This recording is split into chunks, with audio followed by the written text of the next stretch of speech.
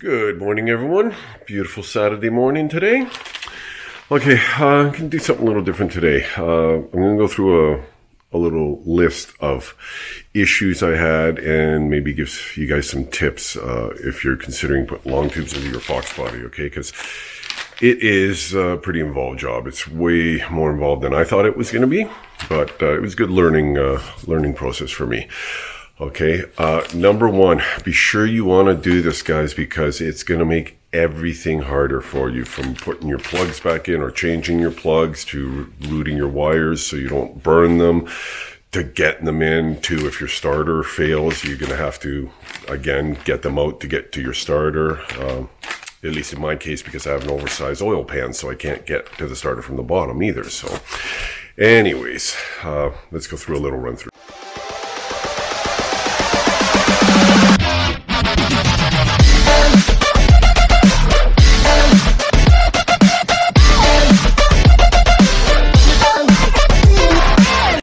Okay, first off, I'll go through the things that I had to remove in order to get these in.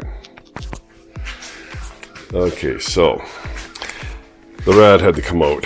If you guys watch the videos, make sure you remove your fan as well, okay? And the rad. Actually, the rad didn't really have to come out. I had to change it because I'm an idiot. I didn't remove the fan before I lifted and lowered the engine, and I punctured my rad. So fan definitely has to come out. Don't make this stupid mistake I did, or else it's going to cost you a new rad. Okay, so fan has to come off. Cold air intake and throttle body, remove the whole thing because it gives you so much more room to work, right? Okay, starter, had to remove the starter. Could have gotten around it, but it did make things again a lot easier once I got the starter out of there as well. Okay. Now on this side here, it's pretty straightforward, but you do have to remove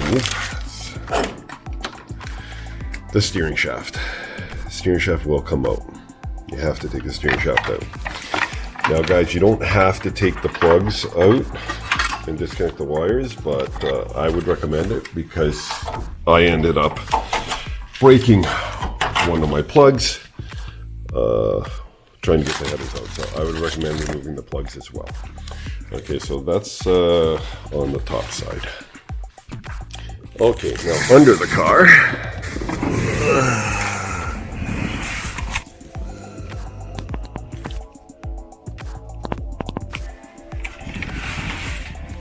the tranny mount bolts have to come out, okay?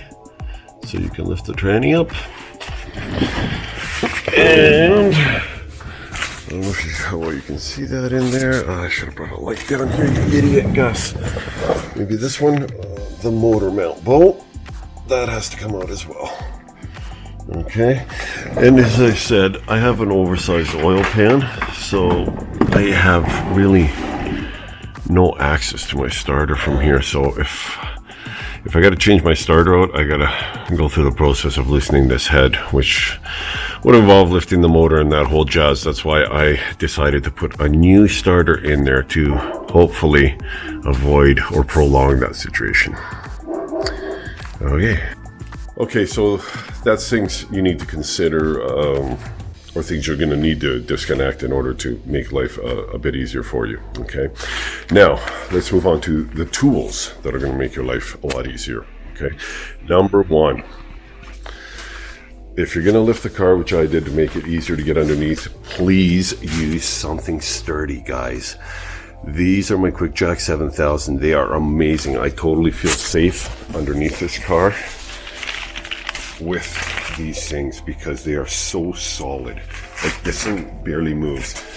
Again, if you saw my videos, when you saw me lifting the engine up and down, you could see the car's moving, but I'm comfortable with it because it's on such a big stance of a base, right? Okay, so I wouldn't recommend the jack stands. If you're comfortable with them, have at her. I wouldn't recommend them. These, I have had the SVO on, I made a couple of these last year. These are really good too. So at minimum, I would say use these. But the only problem is when you use these, you cannot remove the wheel, which also helps for side axis. Okay. Another tool you are going to need is a crowbar. Crowbar is handy to muscle the engine around while you're in underneath there.